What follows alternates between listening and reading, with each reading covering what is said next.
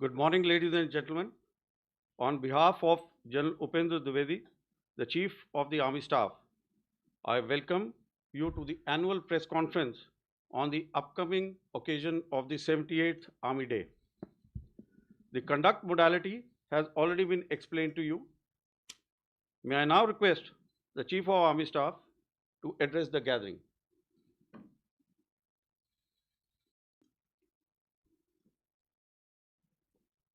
You will have to organize seat also for the lady. So, Jai Hind and good morning. I extend my New Year greetings to all of you and through you to every citizen of the country. As we also mark the auspicious occasion of Lodi festival, Veterans Day and Army Day, I want to acknowledge the vital role you play in connecting the Indian Army with the nation. Responsible and accurate reporting strengthens public trust and helps present the Army's work in its true perspective. Of course, Op Sindoor was a witness to both, that is the patriotism and over-enthusiasm. So the past year saw a sharp rise in the number and intensity of armed conflicts worldwide. These global shifts underline a simple reality. Nations that stay prepared prevail. In this backdrop, Operation Sindoor, India's calibrated and resolute response to cross-border terrorism, demonstrated our readiness, precision, and strategic clarity. Through our various initiatives, as part of JAY, that is Jointness, Atmanirbharta and Innovation, clarion call given by our Honorable Prime Minister in September 25, Year of Reforms, given by Honorable Raksha Mantri in January 2025, and Indian Army's own Decade of Transformation, we can be justifiably very satisfied with the progress made during the year 2025. Now let me take on one by one, especially with the security issues. Northern Front. The situation along the Northern Front remains stable, but needs constant vigil. Apex level interactions, renewed contact, and confidence building measures are contributing to gradual normalization of situation that has also enabled grazing, hydrotherapy camps, and other activities along the northern borders. With our continued strategic orientation on this front, our deployment along the line of actual control remains balanced and robust. Concurrently, capability development and infrastructure enhancement are progressing through a whole of government approach.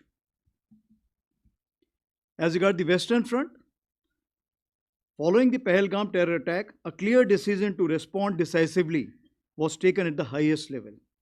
Op Sindoor was conceptualized and executed with precision.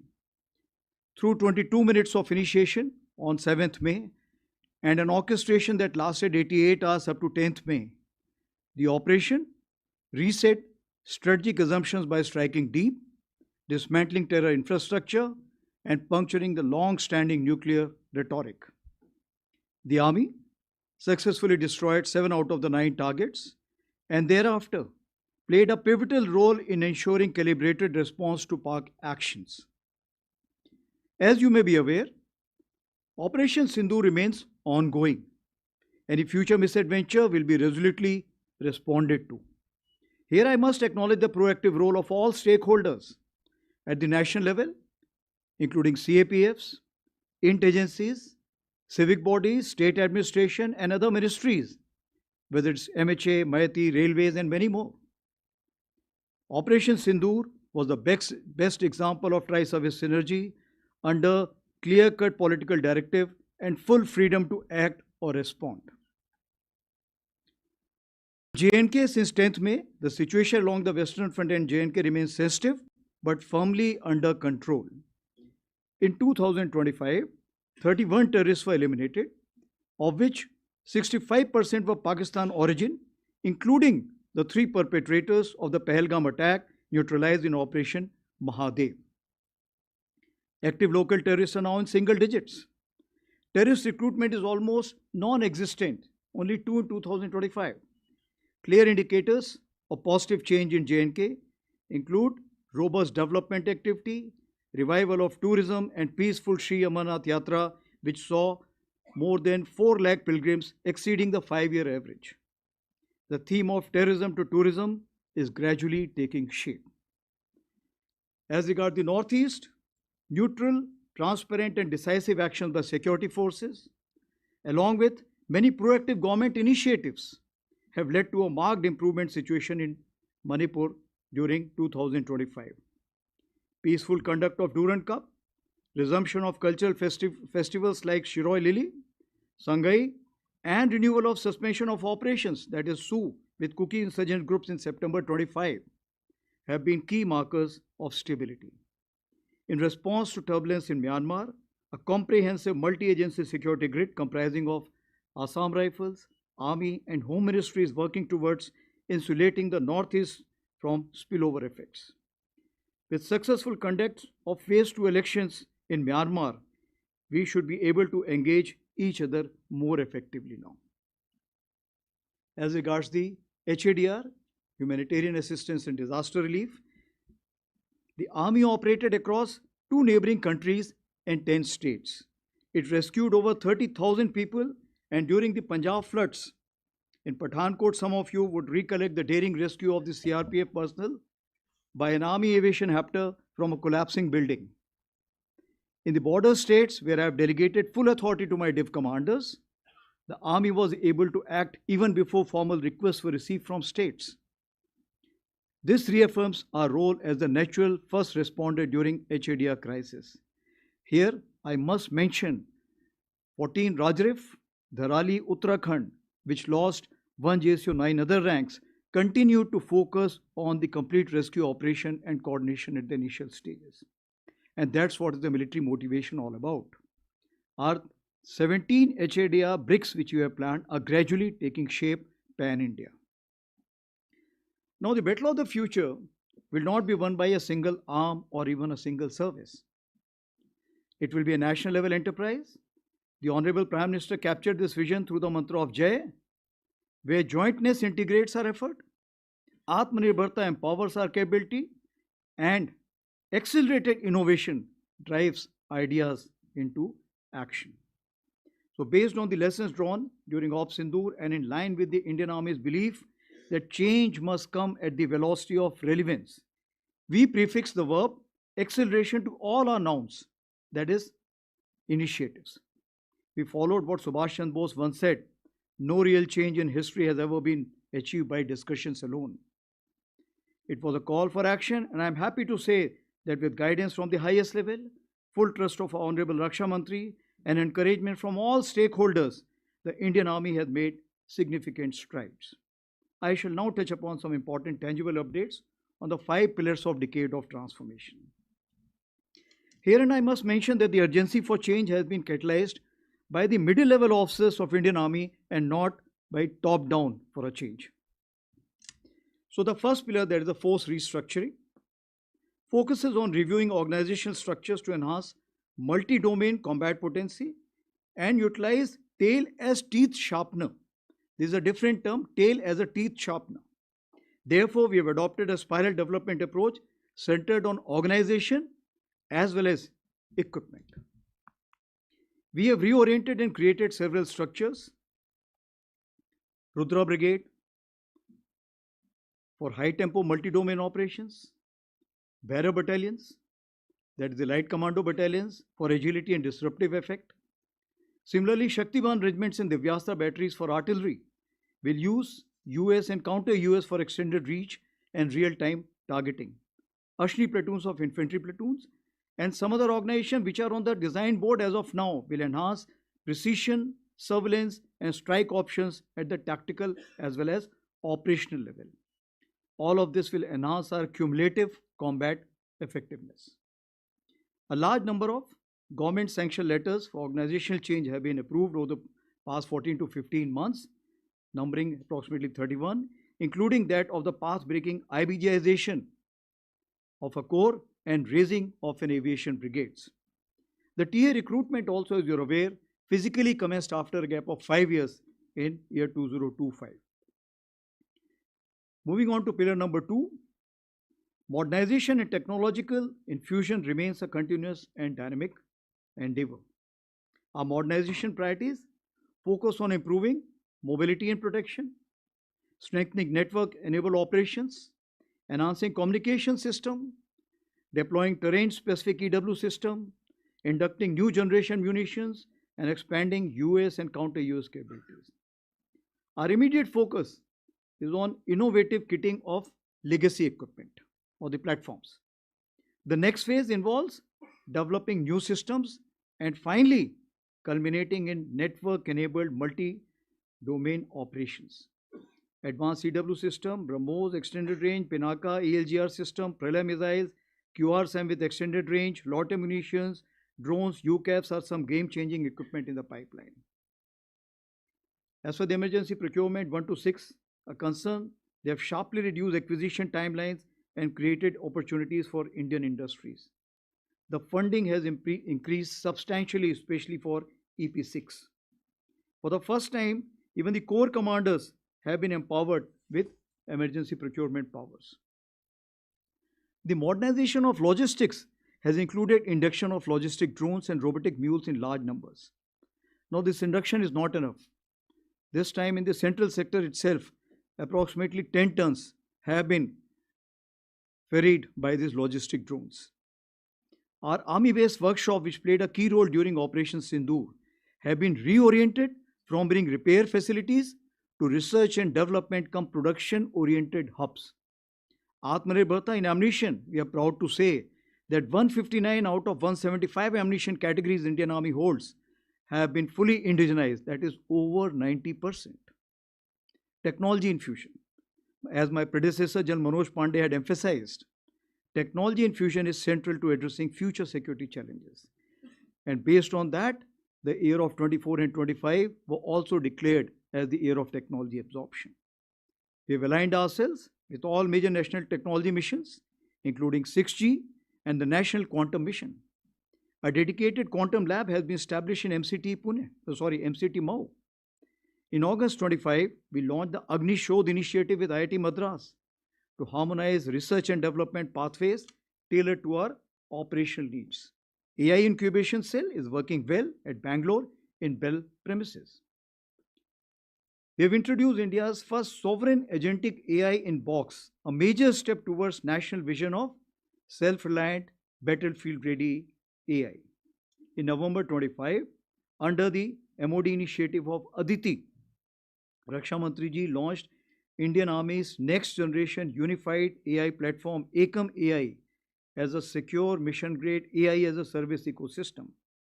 We will now upgrade fine-tuned LLM to sovereign LLM for the same. That will remove all the biases which generally creep into the system. It will help us in effective integration of the battlefield surveillance system, ACCCS Shakti, as well as CIDSS. The secure Sambhav mobile phone has proven highly effective, including during Op Sindoor, and phase 2 will enhance features is already underway. Now, continuing our drive towards a technology-enabled army, 2026 and 27 have been declared as the years of networking and data centricity. I say again, years of networking and data centricity. We understand that is in this age of acceleration, only one focus may not be adequate for the year. So all my PSOs will concurrently focus on one activity related to their domain of expertise. For example, year of habitat and military nutrition, year of innovation, touching lives, and of course, modern infra introduction. Moving ahead to the third pillar, that is system, process, and functions. We continue to refine organizational mechanisms to adopt best practices, improve efficiency, enhance outcomes, and gradually reorient manpower. Our warfighting doctrines are being updated to fine-tune multi-domain operations. Basically, the ability to fully succeed in all four quadrants. As you understand, all four quadrants of warfare include from non-contact, non-kinetic to contact kinetic. We have refined our tactics, techniques, and procedures across all domains to operate effectively in the broadened battle space, which includes air littorals, cyber, cognitive, EM spectrum, and space. As highlighted last year, we initiated the study on delayering of headquarters to achieve faster decision making. This study is nearly finalized and near simultaneously its implementation is also commenced. Last 2 year efforts on technology absorption has proved way for accelerated automation, thus introducing automated delegated decision making and facilitate the skip echelon mechanism. Under the Honorable Raksha Mantri's year of reforms, the DPM has already been revised and the DAP and PDS are advanced stage of revision. As for the fourth pillar is concerned, that is human resource, it remains the Indian Army's greatest strength, and our vision is of human amplification where technology enhances the soldier. Mind you, I keep saying that we must ride on the technology and not allow the otherwise. The welfare and empowerment of our personnel, veterans, Veer Naris and their families remain central to our ethos. Regarding women officers and women soldiers, feedback on performance has been quite encouraging. We are expanding progressively, and as I had mentioned last year, we are now test bedding limited entries into the Territorial Army Home and Hearth with 36 vacancies. We have also opened up medical non-tech as well as Army Education Corps for the same. As announced last year, all women skydiving display team at Batinda was created and now it has 12 members and they have completed approximately 520 jumps. To strengthen fiscal standards as a team all across the ranks and ensure fit mission ready units, CPT 26 has been promulgated as a common physical proficiency benchmark from soldier up to the Chief of Army Staff. For the welfare of our veterans, Project Naman was launched in August 2024 with 14 centers. It's a single window for all requirements which a veteran may have. It has from 50 it has expanded to 100 and the 100th one will be inaugurated while at Jaipur by the Raksha Mantri ji during the occasion of the Army Day Parade. It's a great example of whole of nation approach, partnership with Sparsh, Maiti and private banks, HDFC Bank, Axis Bank. I would also like to thank the 9 banks who have supported our initiative of providing rupees 1 crore accident insurance to our soldiers and veterans, of course, with various preconditions.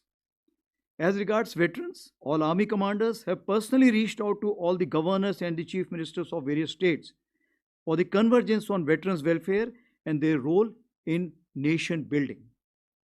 Veteran Achiever Awards has got a traction where we are already going to achieve 150 at the time of Army Day Parade. As for the jointness integration is concerned, the fifth pillar, Operation Sindhu was a powerful demonstration of coordinated joint service planning and execution. The mandate for jointness and integration has been clearly defined at the highest level.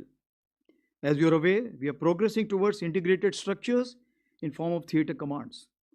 This is a deliberate, consultative and well-synchronized process to which the Indian Army is fully committed from day one. Now to expand the arc of jointness, multi-domain synchronization, accordingly the Army has expanded its arc of jointness to deepen cooperation with CAPFs and multiple ministries. Communication support has been extended to forward CAPF units, about 40 BSF and ITBP units, integrated into the Army's Network for Spectrum, that is NFS. We are examining common chains for ammunition, health, services, and supply systems. As for effective multi-domain operations execution, deeper civil-military industry collaboration will be essential. We have conducted convergence capsule at 28 locations along the border states, especially 8 border states where over 700 attendees from the civil side have been there. Even the Higher Command course, which is a classified course, has been opened up for 2 weeks this year for 40 participants from the policy, academia, as well as the industry. Now, in capability building development, the academia industry military troika remains central. The Army has shed traditional inhibitions and continues to reach out sharing concepts, sending officers on deputation and opening ranges and testing facilities to the industry. We do encourage veterans to act as a bridge between services and industry as well as academia. We are supporting the funding startups and have started the Army internship program across 8 verticals. We are happy to note that over 50,000 applications were received for 50 vacancies for the period of Jan to June 2026. And aligned with India's foreign policy vision of Vishwabandhu and Vishwamitra, the Indian Army has firmly established itself as a proactive instrument of military diplomacy. We remain a leading contributor to UN peacekeeping with over 4,000 personnel, including more than 100 women peacekeepers deployed across 9 out of 13 missions. Our recent engagements include 3 high impact president setting events: the first ever conference on women peacekeepers, Women in Peacekeeping, a Global South Perspective. This was a conclave of Global South held in Feb 2025. The United Nations Women Military Officers Course and Military Medicon with 42 officers from 15 countries in August, and the first ever United Nations Troop Contributing Countries Chiefs Conclave, which brought together senior military leadership from 32 troop contributing nations. Now, these initiatives reinforce India's trusted role in global peace and stability. Recently launched Friends for Life website is now getting major traction. It is to connect all friendly foreign countries officers attending courses in India for lifetime connectivity. As regards nation building, our efforts are aligned to 4 broad lines of effort: border area development, catalyzing economic growth, self-reliance, HADR, and ecological conservation and sustainability. These initiatives leverage the Army's outreach, presence, and organizational strength to advance national priorities. Now, guided by the philosophy of Prakriti Sang Sena, Suraksha Bhi, Sarakshan Bhi, the Army has undertaken major ecological and sustainability initiatives. Our 10 ecological task force battalions have planted 10 crore saplings for better coordination. In October 2025, Ministry of Environment and Forest has nominated Major General rank officers as wildlife wardens in each of these states. We are very closely involved in 2 conservation efforts: the Great Indian Bustard and the Snow Leopard. As regards sports, 88 international and 457 national medals have been won by Indian Army, which include the 18 boys and 2 girls sports company raised by Indian Army. So overall, as we concluded 2025, I feel that in 2026 we'll be able to steadily progress towards a different Indian Army, capable of thinking smart, seeing all, striking deep, moving fast, connecting domains, controlling or coordinating information, standing resilient, and most importantly, winning together with support from each of our countrymen. मैं देशवासियों को आश्वस्त करना चाहता हूं कि भारतीय सेना हर परिस्थिति में सक्षम, सजग और संकल्पबद्ध है, जो हर चुनौती का सामना पूर्ण तैयारी, अनुशासन और आत्मविश्वास के साथ करने के लिए सदैव तत्पर है। राष्ट्र की सुरक्षा हमारी सर्वोच्च प्राथमिकता है। थैंक यू एंड जय हिंद। नाउ मैं open two questions please. We will now commence the question and answer session. In order to give the maximum opportunities, as I explained earlier, we will be taking on 3 questions at one time, and I request whomsoever I nominate to please give out their name and the organization that they belong to, and then ask a brief and topical question. All right, as we have always been doing, we will start with the agencies.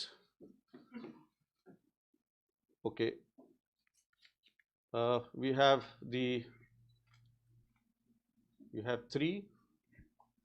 What else is there? Yeah, 4. Yeah, 130.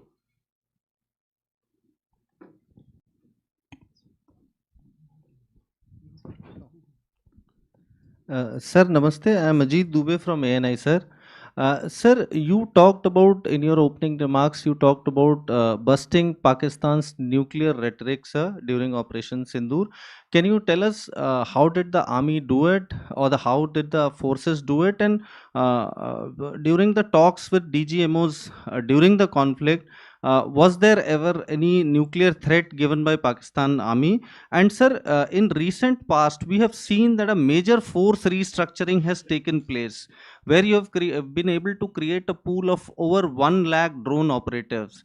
Was this necessitated by the Operation Sindoor, or was it in plans earlier also? And if you can tell us about the entire restructuring plan, sir, IBGs, Rudras, whatever the army is going to do in future. Thank you, sir. Hello sir, Krishna Mohan Mishra, Sputnik India से। Sir, operation सिंदूर में artificial intelligence का कितना इस्तेमाल हुआ, कितनी ज़रूरत समझी गई, और ख़ास तौर पर ऑपरेशन सिंदूर के बाद सेना ने आर्टिफिशियल इंटेलिजेंस का क्या क्या उसमें आगे बढ़ी है उसकी तैयारी में, और क्या भविष्य की तैयारी है, क्या भविष्य के कार्यक्रम है? सर, संदीप आईएनएस से। सर, मेरा सवाल ये है कि जब डीजीएमओ लेवल टॉक्स हुए थे और उन्होंने ये भी बात हुई थी कि जो फॉरवर्ड मूवमेंट है पाकिस्तान की तरफ से भी ऑपरेशन सिंदूर के दौरान, और उनको भी कम किया जाएगा, अभी फ़िलहाल क्या स्टेटस है? और कुछ खबरें ये भी हैं कि जो टेररिस्ट कैंप या जो ख़त्म किए गए थे वो दोबारा से जो है उन्होंने रिबिल्ड करना शुरू किया है, इसके बारे में क्या जानकारी सर? एक बार पहला पोर्शन दोबारा बताएंगे क्वेश्चन। सर, ऑपरेशन सिंदूर के दौरान जिस वक्त डीजीएमओ लेवल की टॉक्स हुई थी, उसमें ये भी बात कही गई थी कि जो एक्स्ट्रा फोर्सेस जो मूवमेंट किया गया था, फॉरवर्ड मूवमेंट था, वो ग्रेजुअली कम किया जाएगा। तो क्या पाकिस्तान की तरफ से ऐसा कुछ दिखाई दे रहा है कि उन्होंने जो फॉरवर्ड मूवमेंट था उसको कम किया है, जो डिप्लॉयमेंट है उसको कम किया? क्या चेंजेस आप एलओसी के आसपास देख रहे हैं सर, या आईबी के आसपास? सेकंड पार्ट क्या था? सेकंड पार्ट ये था कि सर जो टेररिस्ट कैंप आप लोगों ने जो बस्ट किए थे, निशाना बनाया था, उसके बाद से अब धीरे धीरे टेररिस्ट कैंप और ज़्यादा जो है वो जगह भी बदल रहे हैं और नए नए स्टैब्लिशमेंट भी हो रहा है, इसकी क्या जानकारी है सर? तो पहला मैं आपसे ही जवाब शुरू करता हूँ। जहाँ तक सवाल है कि ऑपरेशन सिंदूर के टाइम जो फॉरवर्ड मूवमेंट हुए थे, forward movement over a period of time हमारे डीजीएमओ एग्रीमेंट के बेसिस पे इसको हमने कम करना शुरू किया था, और इसको हमने वक्त दिया था कि तकरीबन हम इसको मई के आखिरी तक इसको हम पूरा करने की कोशिश करेंगे। और बीच बीच में डीजीएमओ टॉक्स होती रहती थी दोनों तरफ रीएश्योरेंस करने के लिए, ताकि कोई मिस इन्फॉर्मेशन ना रह जाए, और वो रीएश्योरेंस के मद्देनज़र हमने इसमें कार्रवाई की थी दोनों तरफ से। जैसे आपको पता है कि हम लोगों ने काफ़ी मोबिलाइजेशन किया था, काफ़ी हद तक मोबिलाइजेशन किया था, वो क्लासिफाइड है लेकिन काफ़ी किया था, तो उस मोबिलाइजेशन को धीरे धीरे हमने सही जगहों पे पहुंचाया हुआ है। जहाँ तक हमारे आइज़ एंड ईयर्स के सवाल हैं, चूँकि ऑप सिंदूर ऑन है इसलिए वो आइज़ एंड ईयर्स वो खुले रहेंगे। इसके तहत जो कुछ हमें कार्रवाई करनी है वो हमने आगे कर रखी है।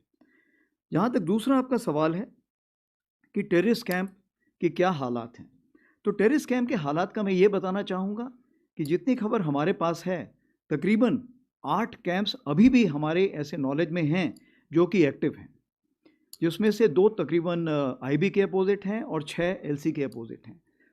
और इन कैंप्स में तकरीबन अभी भी हम समझते हैं कि किसी प्रकार की प्रेजेंस या ट्रेनिंग है, तो इसलिए हम उसके नज़र रखे हुए हैं, उसकी खबर कोशिश करते हैं हासिल करने की, और अगर कोई ऐसे दोबारा हरकत हुई तो हम ज़रूर उसको, जो हमारा इरादा है, हम उसको ज़रूर अंजाम देंगे। दूसरा सवाल था आर्टिफिशियल इंटेलिजेंस के ऊपर। आर्टिफिशियल इंटेलिजेंस के ऊपर सबसे मैं पहले ये बताना चाहूँगा कि आर्टिफिशियल इंटेलिजेंस कोई ऐसी चीज़ नहीं है जो कि आज शुरू हुई है। ये आर्टिफिशियल इंटेलिजेंस हमारे साथ हमेशा रही है, चलती रही है, इसके मायने बदलते रहे हैं, इसके दायरे बदलते रहे हैं। तो जहाँ तक सवाल है कि इसको हमने कैसे यूज़ में लाया, इस्तेमाल किया, तो सबसे पहली बात करेंगे प्रेडिक्टिव एनालिसिस। जैसे आपको पता होता है कि हमें दुश्मन कहाँ पर जाएगा, कहाँ पर बैठेगा, इन चीज़ों के बारे में पहले से ही ज्ञान होता है और पहले जो एक पैटर्न बना होता है। तो ऐसी जगहों पे हमारे पास कुछ सिस्टम्स होते हैं जिसके बेसिस पे हम उसको मॉनिटर कर सकते हैं, और जो हमारी वार्निंग लाइन्स होती हैं उस लाइन्स को हम उसके हिसाब से एक्टिवेट कर सकते हैं। उसी प्रकार से अगर देखा जाए तो हमारा किल चेन जो है, जिसको हम बोलते हैं, किल चेन के लिए ज़रूरी है कि सेंसर टू शूटर जो कनेक्शन है वो अच्छा होना चाहिए, इफेक्टिव होना चाहिए और टाइमली होना चाहिए। इस किल चेन को हमने काफ़ी इस बार इस्तेमाल में लाए, और वो काफ़ी इफेक्टिव होने के कारण हम सही जगह पर टारगेट को एड्रेस कर पाए। अब आगे आने वाले दिनों में आप क्या इसको चाहते हैं? आर्टिफिशियल इंटेलिजेंस हमें हर जगह चाहिए, चाहे फोर्स विजुअलाइजेशन है, चाहे एप्लीकेशन है, चाहे प्रिजर्वेशन है। उदाहरण के तौर पे मैं आपको बताऊंगा, जैसे एयर लिटोरल की हम बात करते हैं, इसमें हम देखते हैं कि बहुत ही ज़्यादा ड्रोन्स इस्तेमाल होंगे और बहुत ज़्यादा फ्लाइंग इक्विपमेंट इस्तेमाल होगा। तकरीबन 97% जो स्पेस है वो आर्मी के इक्विपमेंट से भरी रहती है। उसके लिए हमने कुछ कोशिश की है। सक्षम का हमने अभी एक कार्रवाई की है, जिसके लिए ऑलरेडी काफ़ी एडवांस स्टेज में है, जो एक ऐसा सॉफ्टवेयर बनाएंगे जो हमारे वहाँ पे फ्लाइंग इक्विपमेंट को मैनेजमेंट सिस्टम हमें प्रोवाइड करेगा। उसी प्रकार से आप देख लीजिए CICG, कुछ हमारे पास ऐसे सिस्टम हैं जो कि हमारे लॉजिस्टिक्स मेंटेनेंस के लिए हैं। वो सिस्टम्स भी इसी प्रकार की कार्रवाई करेंगे। और ये ऐसे सिस्टम हैं, चूंकि ये सिस्टम आगे बढ़ के तीनों सर्विसेज के सिस्टम्स को अपने साथ मिलाएंगे, तो इसमें आर्टिफिशियल इंटेलिजेंस का होना बहुत ज़रूरी है। तो कहने का ये मतलब है, आर्टिफिशियल इंटेलिजेंस आगे आने वाले दिनों में बहुत ज़्यादा बढ़ती जाएगी और किसी भी फील्ड में आप देखेंगे तो इसका महत्व बढ़ता जाएगा। तीसरा सवाल जो पूछा है अजीत जी ने, उन्होंने पूछा है कि न्यूक्लियर रेटोरिक का क्या मतलब है और फोर्स स्ट्रक्चर। तो फोर्स स्ट्रक्चर तो एक सब्जेक्ट ही अपने आप में है, तो मैं उसके बारे में आके बाद में बात करता हूँ। जहाँ तक न्यूक्लियर रेटोरिक का चीज़ है, मैं ये कहना चाहूँगा कि DGMO टॉक्स में न्यूक्लियर के ऊपर कोई भी बात नहीं हुई थी, और जो न्यूक्लियर रेटोरिक जो भी दी जा रही थी वो पॉलिटिशियन द्वारा दी जा रही थी या लोकल पब्लिक द्वारा दी जा रही थी पाकिस्तान में। मुझे ऐसा कोई अंदाज़ नहीं है कि मिलिट्री की तरफ से ये कोई ऐसी चीज़ आई थी। जब हम बोलते हैं कि इसमें हमारा रोल क्या था, जब हम बात करते हैं, पहले बोला जाता था कि कन्वेंशनल ऑपरेशंस के लिए जो स्पेस है वो कम होती जा रही है और सब कन्वेंशनल से डायरेक्टली हम सीधे न्यूक्लियर डोमेन में जाएंगे। परंतु इस बार जो हमने कार्रवाई की, आपको पता है कि जम्मू कश्मीर में स्पेशली जिस तरह की फायरिंग हुई थी और जिस तरह से हमने उनको एड्रेस किया और तकरीबन हमने उनके 100 लोगों को जो ख़त्म किया, वो सब कार्रवाई जो हुई थी वो इसीलिए हुई थी क्योंकि हमने कन्वेंशनल स्पेस को बढ़ाया। और उस 88 आवर्स में आपने देखा कि कन्वेंशनल स्पेस को बढ़ाने के लिए आर्मी का जो मोबिलाइजेशन था वो इस प्रकार से था कि कोई भी ऐसी गलती अगर पाकिस्तान ने की जिसमें कि हमें मजबूर होना पड़ा, ग्राउंड ऑपरेशन शुरू होने के लिए हमने पूरी तैयारी कर रखी थी। तो मैं यही कहना चाहूँगा कि जहाँ तक न्यूक्लियर रेटोरिक का सवाल था, DGMO लेवल पे कोई ऐसी बात नहीं हुई थी और कन्वेंशनल स्पेस को हमने बहुत ज़्यादा बढ़ाया था।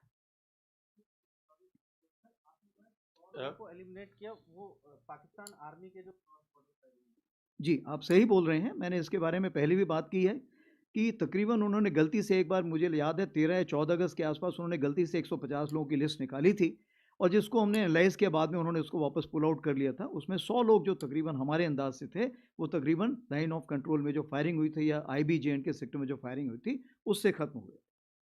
जहाँ तक आपने फोर्स स्ट्रक्चर की बात की, फोर्स स्ट्रक्चर में मैं सिर्फ आपको यही बताना चाहूँगा कि ड्रोन पहले भी अहम रोल प्ले कर रहा था, लेकिन ऑफ सिंदूर के बाद इस चीज़ को पूरा एक मेजर एक्सेलरेशन मिला। क्या हम इस ऑर्गेनाइजेशंस को पहले देख रहे थे? हाँ, हम इस ऑर्गेनाइजेशंस को पहले देख रहे थे। इनको हमने काफ़ी कुछ तक वैलिडेशन किया था, इसको डेजर्ट टेरेन में किया था, हाई एल्टीट्यूड टेरेन में किया था, तो वैलिडेशन चल रहा था। लेकिन चूंकि ऑफ सिंदूर ऑन है, इसलिए हमें इसको जल्दबाजी में और जल्द से जल्द हमने इसको कमीशन करना पड़ा, इसको हमने एक शेप देना पड़ा। इसी चीज़ को मद्देनजर रखते हुए हमने क्या कार्रवाई की, अगर हम इन्फेंट्री बटालियन से शुरू करें तो आप देखेंगे ड्रोन पहले क्या होता था, ड्रोन कोई भी उड़ा सकता है, लेकिन अगर आपको ड्रोन का इफेक्टिव इस्तेमाल करना है सर्विलेंस के लिए, फोर्स एप्लीकेशन के लिए, एंटी रेडिएशन के लिए, जैमिंग के लिए, लॉट एम्यूनिशन के लिए, या जो काउंटर यूएस इक्विपमेंट जिसको हम बोलते हैं, चाहे वो काइनेटिक हो चाहे नॉन काइनेटिक हो, दोनों के लिए, इन सब के लिए हमें बड़े ऑपरेटर्स चाहिए और इनके लिए हमें इंटीग्रेशन चाहिए। इसका मतलब ये हुआ कि ये अभी स्पेशलिटी की जगह एक सुपर स्पेशलिटी का खिताब जीत चुका है। तो अगर ऐसी बात है तो इस चीज़ को मद्देनजर रखते हुए हमें ज़रूरत है कि हम इसको स्पेशल ऑर्गेनाइजेशंस खड़े करें। तो जो सबसे पहला ऑर्गेनाइजेशन हमने खड़ा किया वो इन्फेंट्री बटालियन में हमने अशनी प्लेटून खड़ी की, जिसमें स्पेशलिस्ट लोग हैं जो कि एक लेवल की क्वालिफिकेशन हासिल करते हैं तभी वो इसमें जा सकते हैं। उसी प्रकार से एक हमने भैरव लाइट कमांडो बटालियंस खड़ी की हैं, जो कि हमने आज की तारीख पे 13 भैरव बटालियंस खड़ी की हैं। ये भैरव बटालियन का जो काम है, इनका काम है कि जो घातक प्लेटून होती थी इन्फेंट्री बटालियन में, जो स्पेशल फोर्सेस, इनके बीच का जो एक गैप है, इस गैप को कवर करना विथ मॉडर्न इक्विपमेंट। तो US equipment, counter US equipment, loiter munition और भी जो हमारे इक्विपमेंट होते हैं उसको लेके एक घातक रोल प्ले करना। आगे बढ़ते हैं हम आर्टिलरी में। आर्टिलरी में अगर हम बात करें तो एक दिव्यास्त्र हमने बैटरी बनाई है। दिव्यास्त्र बैटरी का ये मतलब है कि वो आरटी रेजिमेंट के अंदर रहेगी और वो एक डिव कमांडर को सपोर्ट प्रोवाइड करेगी अगेन यूएसएन, काउंटर यूएसएन, लॉर्टर म्यूनिशन के लिए।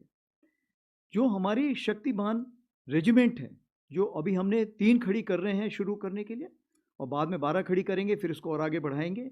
ये पूरी रेजिमेंट जो है इसी चीज़ के लिए रहेगी। इनका जो रेंज रहेगा शुरू में शायद ये 100 से 400 किलोमीटर रहे, आगे आने वाले दिनों में हम इसको 750 किलोमीटर से 1000 किलोमीटर भी इनका दायरा देख रहे हैं। इसी प्रकार से ये जो यूनिटें हैं ये आर्मर्ड में भी खड़ी होंगी, मैकेनाइज्ड इन्फेंट्री में भी खड़ी होंगी। आपको पता है कि ईडब्ल्यू ब्रिगेड जो है उसमें non kinetic counter US equipment already आ रहा है और एयर डिफेंस में भी काइनेटिक इक्विपमेंट एयर डिफेंस के लिए आ रहा है। तो ये कुछ छोटे मोटे मतलब मोटे तौर पे मैं आपको बताना चाहूँगा कि किस तरह का हमने मेजर चेंजेस लाए हैं। और जैसे आपको पता है कि इंटीग्रेटेड बैटल ग्रुप भी अभी सैंक्शन हो चुका है और ये भी इसमें बदलाव लाए जाएंगे।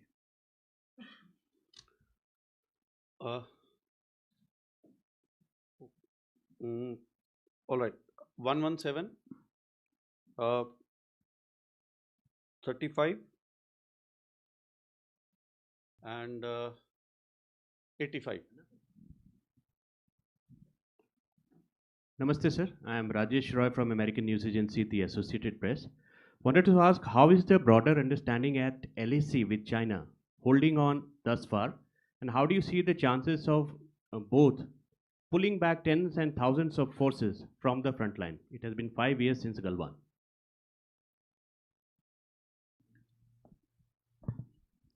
सर, मैं पूनम पांडे हूँ, नवभारत टाइम्स से। ऑपरेशन सिंदूर के बारे में आपने कहा कि वो जारी है, तो जो पहला फेज़ था ऑपरेशन सिंदूर का, उसका कितना असर हुआ? क्योंकि आपने खुद बताया कि अभी भी टेरर कैंप दोनों तरफ हैं, आईबी पे भी और एलओसी पे भी, तो और उनके आतंकवादी लगातार घुसपैठ की कोशिश कर रहे हैं। तो ऑपरेशन सिंदूर का कितना असर पाकिस्तान पर हुआ कि वो ऐसी कार्रवाई ना करे? क्योंकि ड्रोन भी हम देख रहे हैं कि लगातार आ रहे हैं। आपने कॉग्निटिव वॉरफेयर का जिक्र किया सर, और आपने कई बार ये बोला है कि जो उस समय नैरेटिव की वॉर चल रही थी वो काफ़ी अहम थी। तो अभी इंडियन आर्मी कॉग्निटिव वॉरफेयर के लिए क्या कर रही है? क्योंकि हम लगातार देख रहे हैं कि आपके फेक वीडियोस भी आपकी स्पीच खत्म होने के आधे घंटे बाद आ जाते हैं।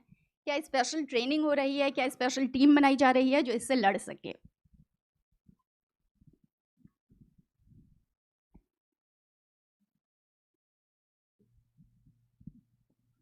नमस्ते सर, मैं मंजीत नेगी हूँ आज तक से। मेरा सवाल ड्रोन और मिसाइल फोर्स को लेकर है।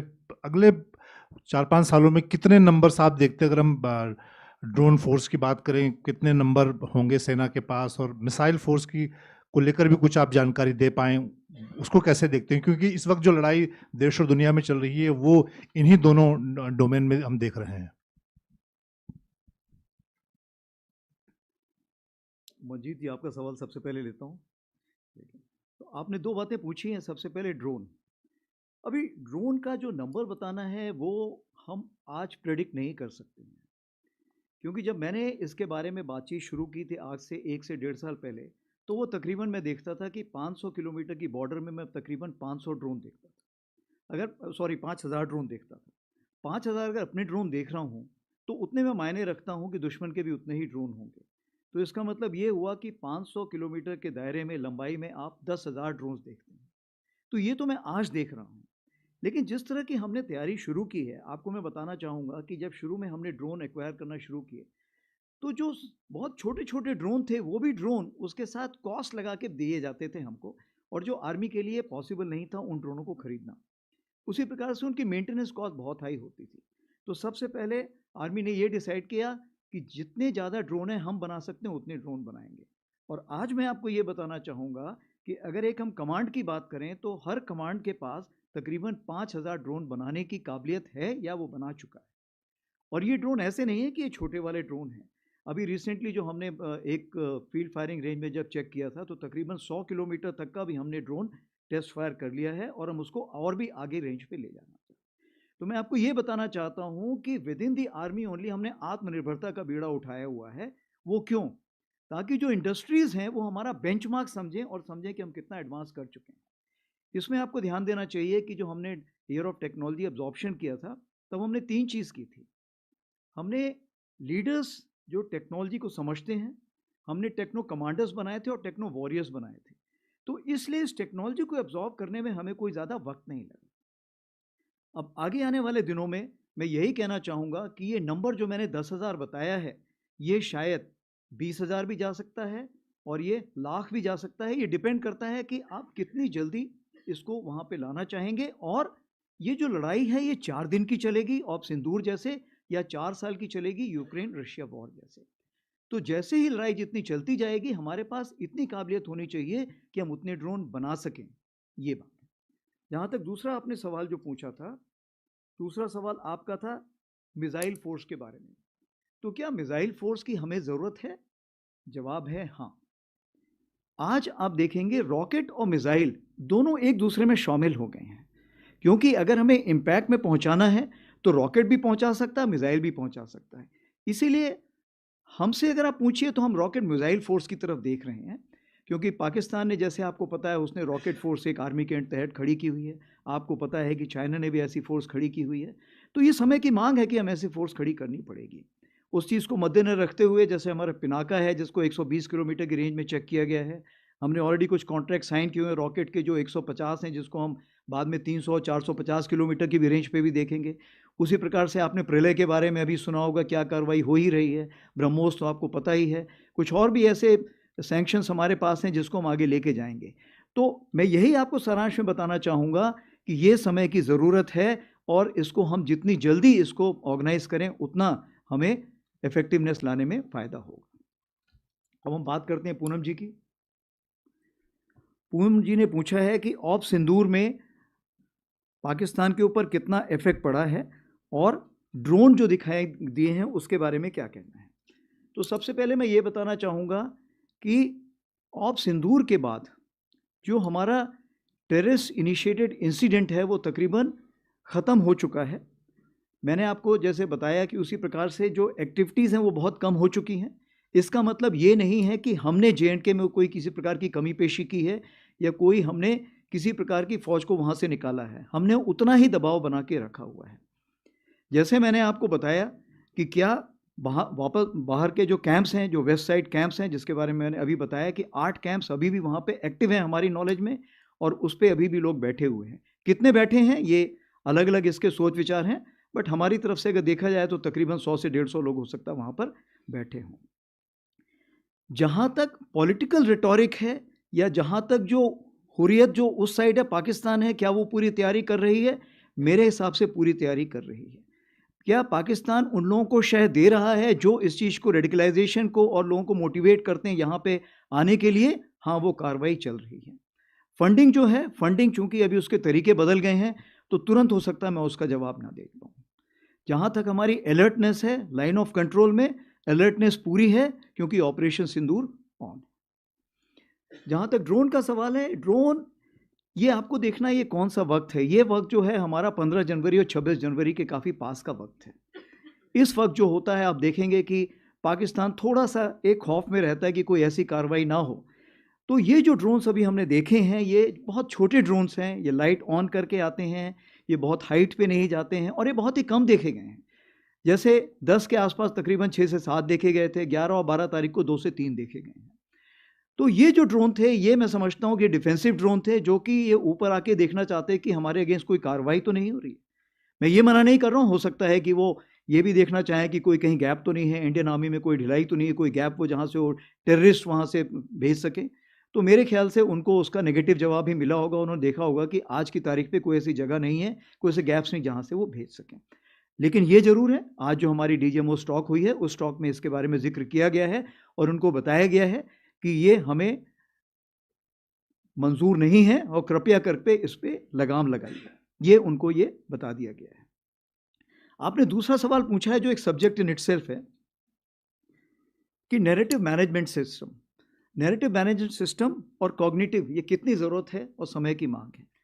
सबसे पहले तो मैं ये बताना चाहूँगा, ऑपरेशन सिंदूर जो है, ऑपरेशन सिंदूर से हमने बहुत लेसन सीखे, लेकिन हम उसके पहले भी बहुत तैयारी कर चुके थे। उदाहरण के तौर पे हमने ये सीखा कि जो भी आप खबर देते हैं उसकी क्रेडिबिलिटी होनी चाहिए, क्योंकि लंबे समय में आपकी क्रेडिबिलिटी होना बहुत ज़रूरी है। आप जो भी खबर देते हैं उसमें कंसिस्टेंसी होनी चाहिए। तीसरी चीज़ ये होनी चाहिए कि किसी भी नैरेटिव मैनेजमेंट डोमेन में या कॉग्निटिव डोमेन में वैक्यूम नहीं होना चाहिए। अगर वैक्यूम नहीं होगा तो अगर वैक्यूम होगा तो नेगेटिव न्यूज़ बहुत फास्ट मूव करती है। चौथी चीज़ क्या है कि आप नेगेटिव न्यूज़ को कितना तूल देते हैं। आपने ये देखना है कि कितनी नेगेटिव न्यूज़ नहीं आई थी। उदाहरण के तौर पे मैं आपको बताना चाहता हूँ कि जब से 22 अप्रैल के बाद से जितने भी हमारे ट्विटर हैंडल थे इंडियन आर्मी के, वो सारे ट्विटर हैंडल जो वेस्टर्न फ्रंट को फेस कर रहे थे वो बंद कर दिए गए थे, ताकि कोई ऐसा ना करे कि वेस्टर्न कमांड ने ये बोला है और जब तक हम वेस्टर्न कमांड से चेक करें तब तक वो न्यूज़ सब जगह जा चुकी है। तो जो सिंगल सोर्स ऑफ ट्रुथ था, वो सिंगल सोर्स ऑफ ट्रुथ हमने सिर्फ एडीजी स्ट्रैटकॉम रखा था। इसीलिए आप देखेंगे कि हम लोगों की क्रेडिबिलिटी बहुत हाई थी।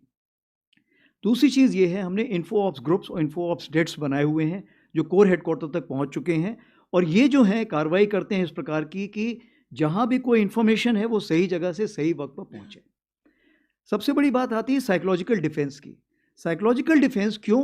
मेरे पास आज की तारीख पे वेटरन्स को मिला के, उनके डिपेंडेंट्स को मिला के 1.3 करोड़ पॉपुलेशन है, यानी 1% पॉपुलेशन तो मेरे पास, जिसको मुझे डायरेक्टली रीच करना है। अगर इस पॉपुलेशन को रीच करना है तो मुझे ज़रूरी है to have a psychological defence division, और इस चीज़ को मद्देनजर रखते हुए हमने ट्रायल बेसिस पे एक साइकोलॉजिकल डिफेंस डिवीजन बनाई जो कि 24/7 इसको मॉनिटर करती रहती है। क्यों? क्योंकि किसी भी देश में, आप ये ऐसा नहीं है कि सिर्फ पाकिस्तान से उभर के चीज़ें आ रही हैं, हो सकता है टर्की से उभर के आए, हो सकता है और किसी और देश से भी उभर के आए, तो चूंकि उनके टाइमिंग्स अलग है इसलिए 24 घंटे इसको नज़र रखनी पड़ती है और उस पर हम कार्रवाई करते हैं। इसमें चूंकि होल ऑफ नेशन अप्रोच होता है, तो जैसे आपको पता है कि एक सेंट्रल सेल बनाया गया था जिसमें हर मिनिस्ट्री के लोग बैठे हुए थे और फेक न्यूज़ को वो काउंटर कर रहे थे और करेक्ट न्यूज़ देने की कोशिश कर रहे थे।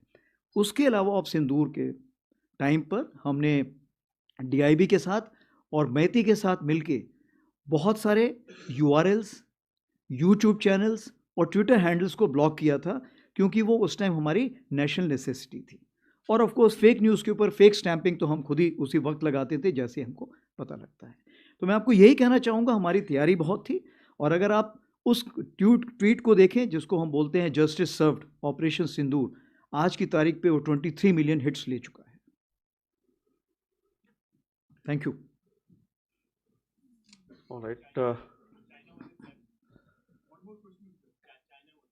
ओ सॉरी, हाँ, हम लाइन ऑफ एक्चुअल कंट्रोल की बात करें तो लाइन ऑफ एक्चुअल कंट्रोल में जैसे मैंने आपको बताया कि आज की डेट पे इट नीड्स कांस्टेंट विजिल। इसका मतलब ये हुआ कि हम धीरे धीरे दोनों साइड्स अपना ट्रेस फैक्टर बढ़ाने की कोशिश कर रहे हैं। 21 अक्टूबर 24 को आपको पता है कि किस तरह का एक हम लोगों के बीच में अंडरस्टैंडिंग हुई थी। उसके पहले कज़ान में दोनों टॉप लीडर्स मिले थे, उसके बाद आई थिंक तियानजिन में मिले थे, और दोनों के बीच में, इस टाइम के बीच में हमारी एसआर लेवल की मीटिंग्स हो चुकी हैं, उसी प्रकार से हमारी WMCC मीटिंग्स हो चुकी हैं, और इन सब, उसके अलावा हमारे रक्षा मंत्री जी 2 बार मिल चुके हैं, उनके रक्षा मंत्री जी से, हमारे फॉरेन मिनिस्टर मिल चुके हैं उनके फॉरेन मिनिस्टर से। So since you spoke in English, I'll answer in English hereafter. So as a result, now what is happening, that there is a kind of a sense of urgency and sense of acceptance from both the sides to keep the borders as calm, as quiet as possible. And how to go about it? How to go about it? Firstly, to keep the communication open. So now what we have done, that we have various levels of talking echelons. They speak to each other and make sure the minor issues are resolved at that place and not made into a major issue. So we have a station level meet, we have a CO level meet, and so on up till the corps commander. And wherever such meetings were not taking place, we have proposed in the Eastern Command also to have such meetings. The aim is to resolve the issue as early as possible, as fast as possible, as amicable to both sides as possible. And this has actually drawn the results. And lot many places, small misunderstanding could lead to problems. We have sat down together and solved the issue. This is how we are going about it. As far as the issues of the force reduction and force deployment is concerned, I would like to just say that it is a matter of time, space, and resources. So what we look at, the forces should be placed in such a manner that they should be able to reach a particular deployment within the stipulated time and within the stipulated numbers. So that is something which we are looking at for the time being. Now, to handle this situation, two groups have been formed. One is the expert group, and which is second is the working group. As far the expert group is concerned, you are aware, looking at the boundary delimitation, and as far the working group is concerned, is looking at the boundary management. So once these groups give us some additional guidelines, based on that, on ground developments will take place as of today. All right. Next ones are 50, 170, and 21. I'll come to the right of this aisle now. ये इधर दीजिए. Can I start? Yeah, Can I start? you can start. Hi. 21. Hi. General Dwivedi, Ajay Banerjee this side to your right, sir. Hi. Sir, I speak two clarifications. One, you said the restructuring, you are creating some new organizations also. Sir, could you please specify what are the organizations? Second clarification, sir, you gave a detailed reply on China. Sir, are we or have we reduced the number of troops since October 2024? Snehesh. Sir, Snehesh Philip here from the print. So during Ops Sindoor, we saw some of our systems being diverted from the eastern sector to the western sector. And post Ops Sindoor, we've also gone in for procurement of specialized ammunitions, but in limited numbers. You know, this is the ammunition that the numbers are what Russia and Ukraine would fire in about 4 hours of their fighting. Are we focusing too much on piecemeal procurements, leaving the larger procurements at stake, sir? For example, when it comes to the towed gun system, the TGS that has been spoken about, or the light tanks, or for that even like a VAP, are we not looking at procurements, fast-tracking procurements of larger systems in larger numbers other than this piecemeal? Thank you, sir. Madhurendra. उधर दीजिए. Sir Madhurendra, मैं news nation से। Sir current warfare को देखें या operation सिंदूर को देखें, air defence system की जिस तरह की ज़रूरत महसूस हुई और इस क्षेत्र में जो भारतीय सेना इस वक्त काम कर रही है, उसका डिटेल में जानना चाहूँगा कि किस तरह से हम एयर डिफेंस सिस्टम्स को और ज़्यादा मजबूती दे रहे हैं, क्योंकि आपने खुद एग्जांपल दिया कि हम 4 दिन के वॉर में भी जा सकते हैं और 4 साल के रसिया यूक्रेन वॉर की तरफ भी जा सकते हैं। इस वक्त हम देख रहे हैं कि यूक्रेन को किस तरह से एयर डिफेंस सिस्टम की ज़रूरत महसूस हो रही है जब रूस लगातार हमले कर रहा है। तो भारत इस क्षेत्र में किस तरह से तैयारी कर रहा है। मेरा दूसरा सवाल सर बांग्लादेश को लेकर है। Can I request you to all of you to limit it to बस one छोटा question, सवाल please? सर, क्योंकि Okay, बांग्लादेश this को is the लेकर last one, please. बांग्लादेश को लेकर कोई अभी तक सवाल नहीं हुआ। टू फ्रंट वॉर की स्थिति के लिए हम हमेशा तैयार रहते हैं, लेकिन आज की तारीख में हम देखें तो बांग्लादेश भी एक ऐसा हॉट स्पॉट बन गया है जहां पर हम देखें तो पाकिस्तान के साथ जो उनके समीकरण हैं वो भारत के लिए अगले खतरे के तौर पर दिखाई दे रहे हैं, चाहे आतंकवाद का खतरा हो या बॉर्डर के डिस्प्यूट का खतरा हो या फिर बॉर्डर के क्रॉस टेररिज्म का खतरा हो। तो उसको लेकर भारतीय सेना किस तरह से देख रही है।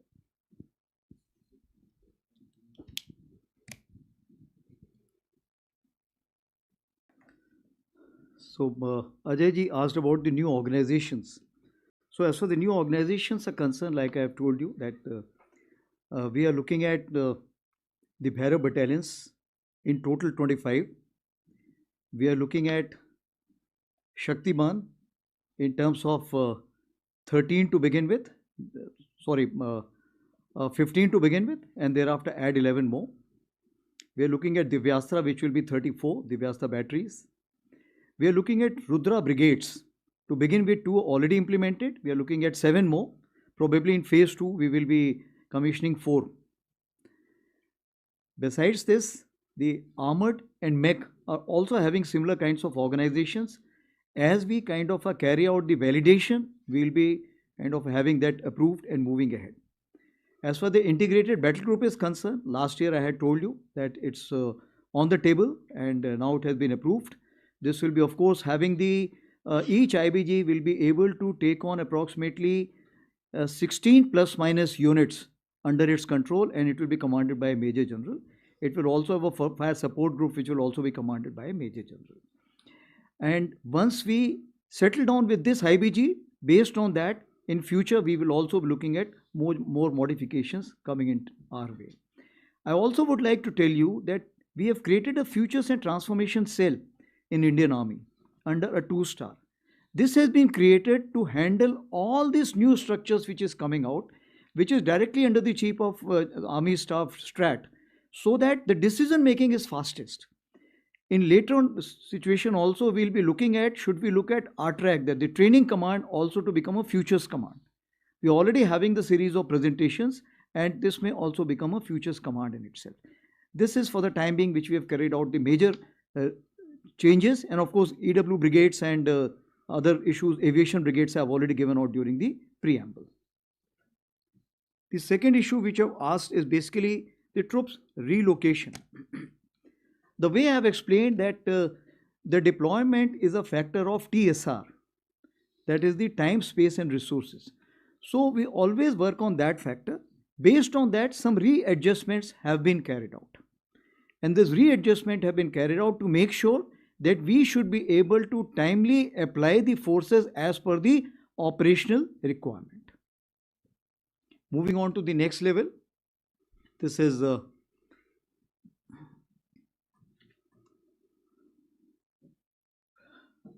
you had asked for the spatial ammunition, and also you had asked for something else.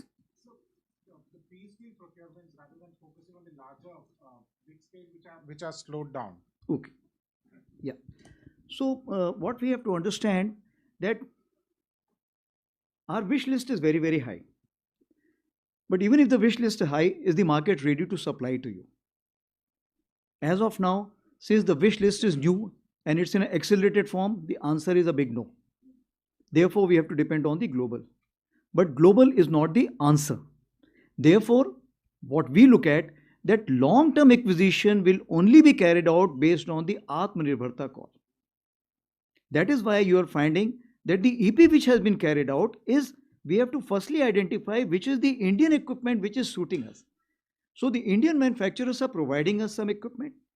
As far as the Indian content is concerned, we'll have to see the Indian content is as per our satisfaction and its utility in the divergent terrains on the northern front, on the western front, it's meeting that requirement. So in the emergency procurement, we are taking a limited number. And based on that, we will go for a larger number, because then the trial also which is required will also be limited, because it's already being used by us. That is the reason. So therefore, when we say that the emergency procurement has been given, it has been given to fast track the procedure and fast track the acquisition. That is what we are looking at. The second thing is what we have to understand, that as far as the routine acquisition is concerned, it takes long time. If you remember, the authorized cycle is approximately 3.5 years, but it takes 5 to 6 years also. So what we want now, we have to look into 3 ways: emergency procurement, fast track procedure, and the modified DAP which will come through, we will include that also. So these are the 3 ways we are looking at as far as the acquisition is concerned. Now coming on to 170, you had asked 2 questions, Bangladesh and air defense. So as far as Bangladesh is concerned, what we need to understand, that anything which is happening under the guidance. You asked in Hindi or English firstly? Hindi में. तो जो आपने पूछा था, सबसे पहले हमें ये जानना ज़रूरी है कि ये कौन सी सरकार है जो वहाँ पर है. अगर वो इंटरिम सरकार है, तो क्या जो वो एक्शंस ले रहा है, क्या वो 4 या 5 साल के लिए हैं या 4 या 5 महीने के लिए हैं. तो उस चीज़ को मद्देनजर रखते हुए क्या हमें उसमें तुरंत रिएक्ट करने की ज़रूरत है या नहीं, ये हमें समझना चाहिए. सबसे बड़ी बात तो ये है. दूसरी बात ये है कि आज की तारीख पे तीनों सेनाओं ने अपने अपने चैनल्स पूरे खुले रखे हुए हैं. भारतीय सेना ने तो मल्टीपल चैनल्स ऑफ कम्युनिकेशन खुले रखे हुए हैं. जो उनके वहाँ पे चीफ हैं, उनके से मेरी रेगुलर बात होती रहती है. उसी प्रकार से हमारे बाकी चैनल से भी हमें एक दूसरे से बातचीत होती रहती है. आपको ये भी याद होगा कि हमने एक डेलीगेशन भी वहाँ भेजा था, जिसने वहाँ पे सबसे जाके मुलाकात की थी. उसी प्रकार से चीफ ऑफ नेवल स्टाफ ने बात की है, उसी प्रकार से चीफ ऑफ एयर स्टाफ ने बात की है. इरादा ये है कि किसी प्रकार का कोई मिसकम्युनिकेशन या मिसअंडरस्टैंडिंग ना हो. तो मैं आपको यही भरोसा दिलाना चाहता हूँ कि आज की तारीख पे जो भी वो कार्रवाई कर रहे हैं, तीनों सेनाओं जो कार्रवाई कर रही हैं, वो किसी भारत के किसी प्रकार के खिलाफ की कार्रवाई नहीं है.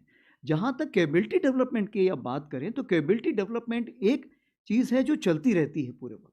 भारत भी कर रहा है, बाकी देश भी कर रहे हैं, तो वो सबको ऊपर लागू है, वो अपनी कैपेबिलिटी डेवलपमेंट कर सकते हैं. जहाँ तक हमारी तैयारी है, हम उसको क्लोजली मॉनिटर कर रहे हैं. हमारा जो कोर ग्रुप होता है इसके बारे में बातचीत करता रहता है और ये देखता रहता है कि कोई ऐसा कोई मिसकम्युनिकेशन ना हो जिससे कि बात आगे बढ़ जाए। और जहाँ हमें एश्योरेंस चाहिए हम उनसे लगातार बात करते रहते हैं। हमारी आपस में ट्रेनिंग के भी एक्सचेंज हो रहे हैं, हमारे भी ऑफिसर्स वहाँ एनडीसी के लिए जा रहे हैं, उनके भी ऑफिसर्स यहाँ पे आ रहे हैं।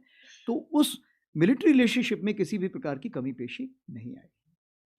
आपने अगला सवाल पूछा था आर्मी एयर डिफेंस के ऊपर।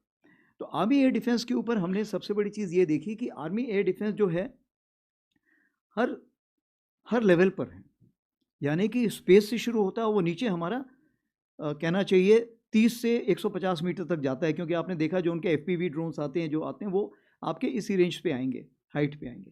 तो इसका मतलब ये है कि जो कुछ लेयर शुरू में हमने छोड़ दी थी, जैसे कि पहले हम Zu-23, L-70 इन सबको हम समझते थे ऑब्सलीट इक्विपमेंट हो गए हैं, हमने इनको अपग्रेड किया था क्योंकि हमारी ज़रूरत थी। आज की तारीख पे उनकी अहमियत बहुत ज़्यादा बढ़ गई है और उनको हम आर्टिफिशियल इंटेलिजेंस में अपग्रेड कर रहे हैं। उसी प्रकार से जो हमारे रडार्स थे, जो रडार्स बड़ी चीज़ें देख सकते थे, छोटी चीज़ें नहीं देख सकते थे, उनकी अहमियत तो है, लेकिन जो छोटे क्रॉस सेक्शन के रडार्स देख सकते हैं, जो ड्रोन्स देख सकते हैं, उनकी अहमियत बढ़ गई है। इसीलिए जो लास्ट हमारा फास्ट ट्रैक प्रोसीजर था, इसमें हमने LLR काफ़ी खरीदे हैं। क्यों? क्योंकि आज की तारीख पे छोटे जो ड्रोन्स हैं वो उनकी नज़र में आते हैं। तो हमें आज की तारीख में काबिलियत चाहिए जो छोटे ड्रोन्स देख सके और छोटे ड्रोन्स को एंगेज कर सके। तो ये जो हमारी एयर डिफेंस यहाँ से शुरू होती है। उसके अलावा आपको पता है कि क्यू और सैम जो मॉडिफाइड है, आकाश प्राइम आपको पता है जिस पे हम कार्रवाई कर रहे हैं, उसी प्रकार से LR सैम भी कार्रवाई हो रही है। और ये सारे जो हैं, ये सुदर्शन चक्र जो हमारे प्रधानमंत्री जी ने भी अनाउंस किया था, ये उसके तहत शामिल हो जाएंगे। और इस चीज़ को हमारी DRDO देख रही है, जिसमें कि सोर्ड एंड शील्ड का कॉन्सेप्ट है, यानी देखो, उसको एंगेज करो और डिस्ट्रॉय करो, तीनों चीज़ उसमें शामिल होंगी। और इसमें हमने एक हमारे ब्रिगेडियर भी वहाँ पे DRDO में पोस्ट कर दिए गए हैं, जो इस चीज़ में पूरी प्लानिंग स्टेज से शामिल हैं, ताकि सुदर्शन चक्र जो हमारा कॉन्सेप्ट आएगा वो हर जगह पर उसमें आर्मी, एयरफोर्स और समन्वय रहे नेवी के साथ भी। All right, 79, 11 and 12. Good afternoon, sir. I am Shivani Sharma from India Today. Where are you? Sir, Yes, this side. she's here. Okay, Shivani. Sir, we had seen that after Pahalgam attack and prior to Operation Sindoor, there were a number of ceasefire violations along the line of control. After Operation Sindoor, is there a change in the pattern of ceasefire violations and terror launch pads across the line of control? And your insight on the recalibration of forces south of Peer Panjal? So this is Manu Pabi from the Economic Times in the middle, sir. Sir, can you tell us a bit more about your budget priorities? Budget is upcoming. There's a lot of changes which the army has gone through. And what kind of money are you seeking more? And what will the spending priorities be in the coming years?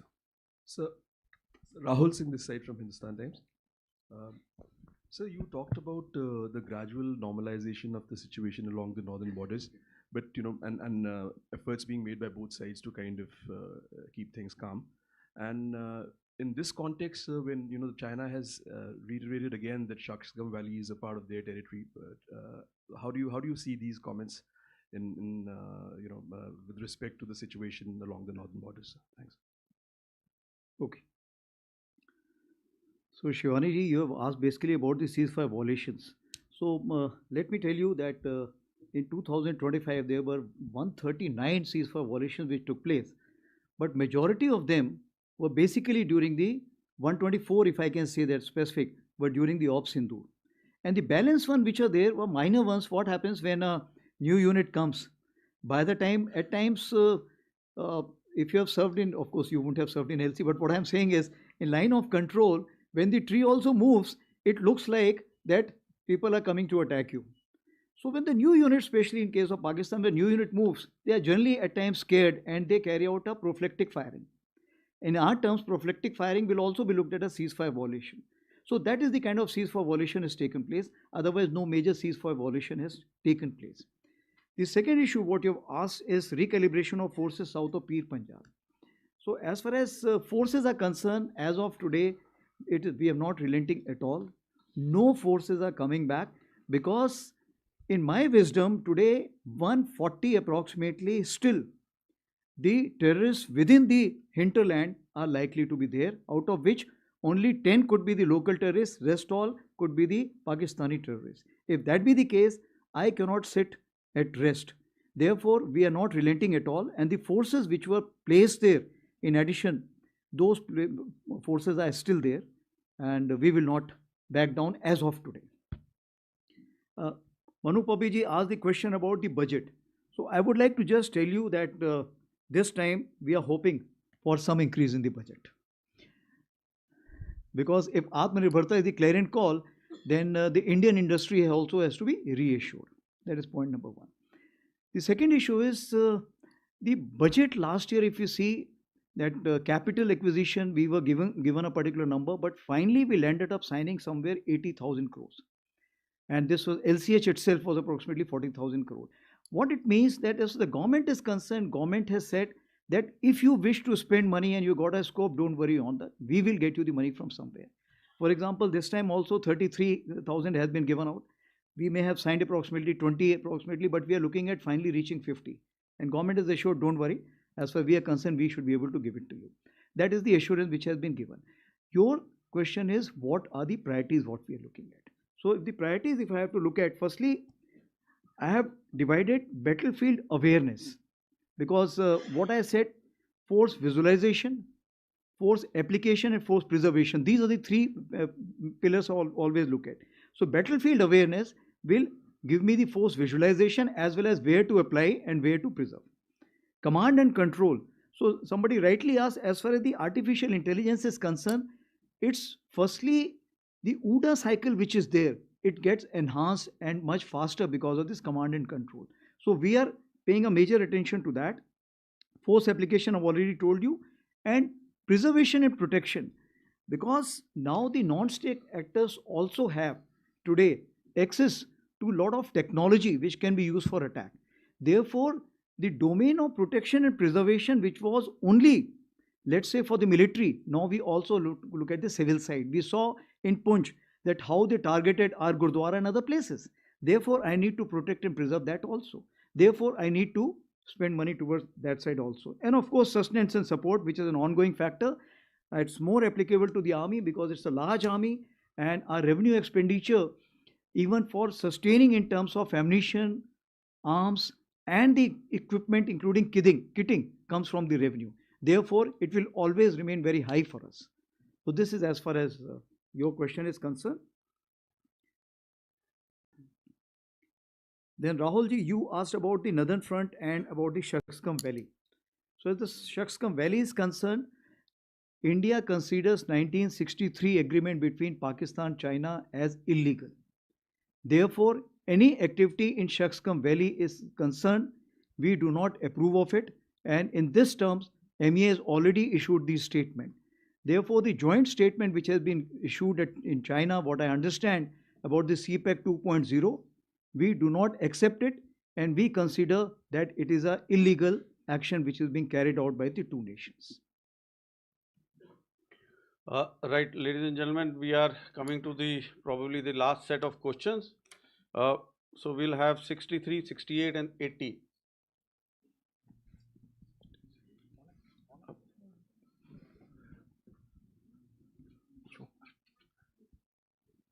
Sir मेरा नाम अनुवेश रथ है, मैं जी media group से हूं। Sir मेरा सवाल ये है कि पिछले साल हमने देखा आपने काफ़ी अच्छे ऑपरेशंस किए, उसी के साथ साथ काफ़ी चीज़ें डीएसी और बाकी एओएन वगैरह आए, लेकिन जिस तरीके से हमने देखा है कि कई सारे प्रोक्योरमेंट्स जो होते हैं वो काफ़ी डिले होते हैं। वहीं पे जिस तरीके से ग्लोबल हालात चल रहे हैं, आपको कई सारे जल्दी प्रोक्योरमेंट लेने पड़ेंगे। किस तरीके की बैलेंसिंग आप इसमें करेंगे, क्योंकि इस बार बजट में आपको मतलब तीनों सेनाओं को लगभग 80,000 करोड़ एक्स्ट्रा कैपिटल एक्सपेंडिचर के लिए दिया जा रहा है, कैपिटल एक्विजिशन के लिए दिया जा रहा है।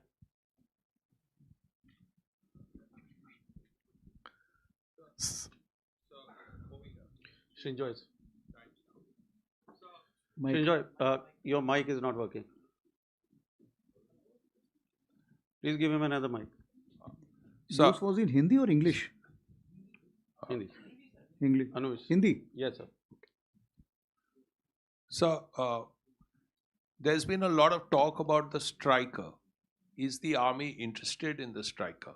And also, sir, in the last DSE, there was this huge consignment of tanks that were going to be overhauled. Very, very large number.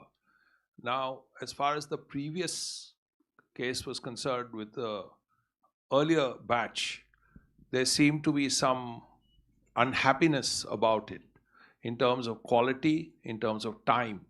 So could you just tell us where it stands? And also this rocket force that you spoke of. Srinjoy, I'll request, we are at the fag end now. Otherwise, others will not get a chance to ask a question. Okay. Thank you so much. Thank you so much. Thank you so much.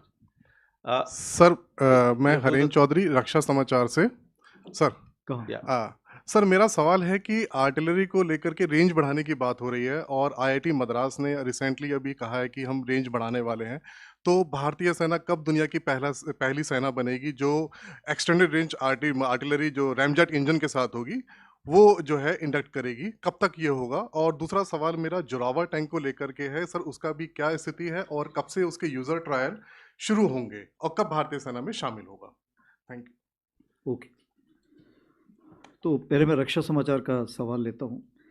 जहाँ तक RT range का सवाल है, RT range जैसे आपने बताया कि आप सिर्फ आरटी गन की बात कर रहे हैं, और चूंकि आरटी गन की बात कर रहे हैं तो इसमें जहाँ तक मैं खुद वहाँ पे आईआईटी मद्रास गया था, मैंने उनकी वहाँ पे प्रोग्रेस देखी, तो मैं आपको ये बताना चाहता हूँ कि वो काफ़ी एनकरेजिंग प्रोग्रेस है। और अभी टाइमलाइन तो उसमें हम फिट नहीं कर सकते हैं क्योंकि टाइमलाइन बताना बहुत मुश्किल होता है, बट ये है कि काफ़ी प्रोग्रेसिव फीडबैक आया है और रैमजेट टेक्नोलॉजी जैसे ही आएगी हमें लॉन्गर रेंजेस मिलनी शुरू हो जाएंगी। और इस रैमजेट टेक्नोलॉजी को मार्टी गन्स पे फिर नहीं रोकेंगे। फिर जहाँ तक हमारे पिनाका जो हैं, तो पिनाका रॉकेट में भी अगर हम इसको लगा सकते हैं तो हमें इससे ज़्यादा रेंज मिलने का फ़ायदा होगा। और ये रैमजेट टेक्नोलॉजी ऐसी है कि आगे भी इस्तेमाल होती रहेगी। उसी प्रकार से डीआरडीओ भी इस टेक्नोलॉजी पे काफ़ी काम कर रहा है। तो मेरा तो सोच विचार ये है कि 2026 के सेकेंड हाफ में हमें इसमें काफ़ी सफलता हासिल हो जानी चाहिए। दूसरा आपका सवाल था जोरावर टैंक के बारे में। तो जोरावर टैंक अभी तक सिर्फ एक बनाया गया है जो कि हाई एल्टीट्यूड में अभी डिप्लॉयड है। उसमें कुछ कमी पेशी आई थी क्योंकि फर्स्ट टाइम ऐसा किया गया है, और हाई एल्टीट्यूड में चूँकि और भी नए फैक्टर्स आते हैं और इन सारी चीज़ों को फिर आपने रिपेयर करने के लिए नीचे लाना पड़ता है। तो चूँकि अभी वो नीचे नहीं आ सकता है तो एक दूसरा हज़ीरा में एक टैंक प्रोटोटाइप तैयार किया गया है जो कि अभी हम वेस्टर्न बॉर्डर्स में उसको ट्रायल्स के लिए भेज रहे हैं। तो कहने का ये मतलब है कि ये इसके काफ़ी हद तक इसका प्रोटोटाइप बन चुका है, बट जो छोटे मोटे जो इसके मेजर असेंबलीज़ हैं उसमें जो खामियां आती हैं उसको दूर करने में भी वक्त लगेगा, इसलिए इसमें टाइमलाइन फिक्स नहीं की जा सकती। लेकिन मैं ये देख रहा हूँ कि 2029 के आसपास अगर इंडक्शन शुरू हो जाएगा तो उसका काफ़ी फायदा होगा। Then moving on to Srinjay, you asked about the striker and the tank overhaul. So the striker is concerned, it is one of the options we are looking at because we need a platform. We should be able to utilize it very well in the northern front, and it should have all the capabilities in terms of protection, in terms of firepower, in terms of mobility. So if there is an Indian option to it, we will prefer to go for Indian option. If not, then definitely we are looking at other options also. Striker is also one of those. Coming on to the second factor, what you asked for is about the tank overhauling. So what we understand that because of the force majeure factors, some spares which were required to be provided to the AVNL from the OEM could not come in time or got delayed. As a result, the overall has got some slippages. Secondly, AVNL did not have that much of capacity which we were supposed to be having. So this time what we have done, we have also taken the help of 505, the Army base workshop which is there.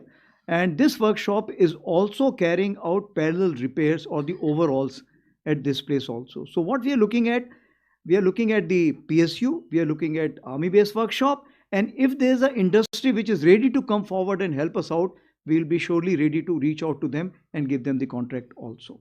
But I can just assure you it does not affect in any way our operation efficiency because we take this corrective action at the right point of time. It does not mean that the equipment is not usable in that particular time.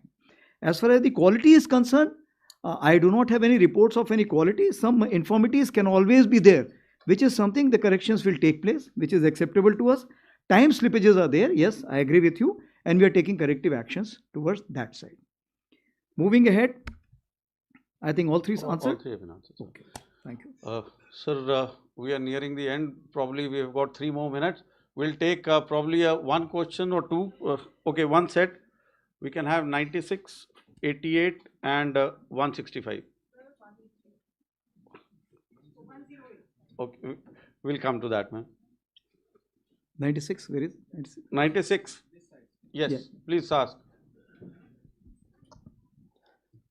Sir Krishna Mohan Sharma Bharat express से। सिंदूर से ज़्यादा operation सिंदूर पूरे देश में famous हो गया और हर बच्चा ऑपरेशन सिंदूर की बात करता है। मैं सिर्फ एक चीज़ जानना चाहता हूं कि ऑपरेशन सिंदूर की सफलता में टर्निंग पॉइंट क्या था हमारे Okay. Okay, 88. Yeah, ऊपर दीजिए। Sir Shikha Thakur from Bharat 24। Sir हमने देखा है कि नैरेटिव्स की लड़ाई हो रही है और एक तरफ बॉर्डर पे वॉर चल रहा है, दूसरी तरफ हेडलाइंस और हैशटैग्स में। अभी अभी एशियन रिपोर्ट्स ने एक न्यूज़ पब्लिश की है जिसमें उन्होंने कहा कि चाइनीज़ एयरक्राफ्ट J-10 उसको ऑपरेशन सिंदूर के खिलाफ सक्सेसफुली एम्प्लॉय किया गया। इस तरीके की जो नैरेटिव्स है सर जो सोशल प्लेटफॉर्म्स पर है उसको कैसे हम केटर कर सकते हैं? Okay, last one, 165. So Upendra here, sir. I'm an independent journalist. So you talked, yes, sir. You talked a lot about the northern front, sir. There is one thing that I wanted to ask you about the northern front, which is in October 2024 when the agreement was signed for disengagement. There were also two more steps that were to be done, which is disengagement and de-induction. Three-step process was to be maintained. At what process? Currently this LAC disengagement exists at this point in time, and also, sir, world over we are seeing that the conflict is drone driven. Basically, the drones are sort of shaping the battlefield, effects that happen, and air littoral is becoming a very important space, and control of air littoral is also a big question mark as far as the Indian force structures are concerned.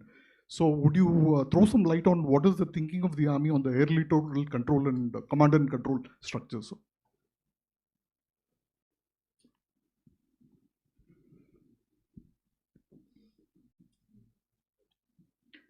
So 88 Bharat 24।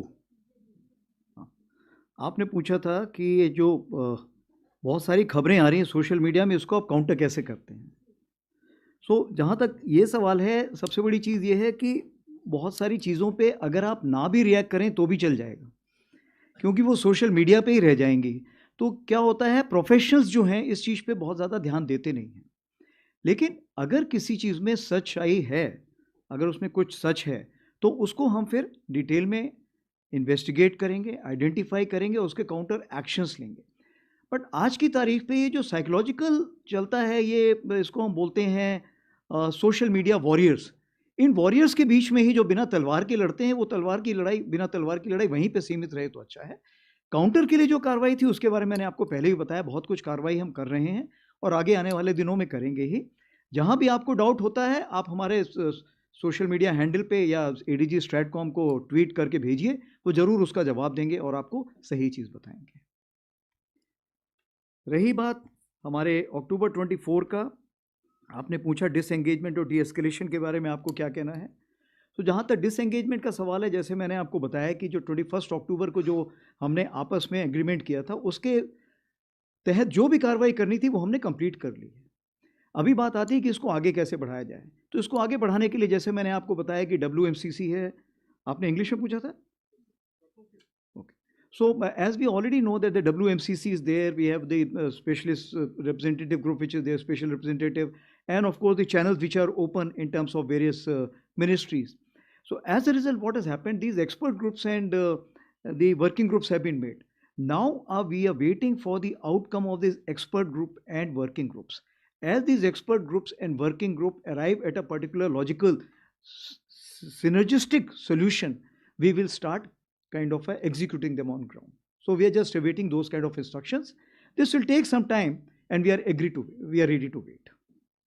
The second question which you had is drone and air littoral. So like I told you that 97% of the airspace as far as the air littoral is concerned is being used by the Indian Army. Therefore, it is mandatory for the Indian Army to look at how to control that.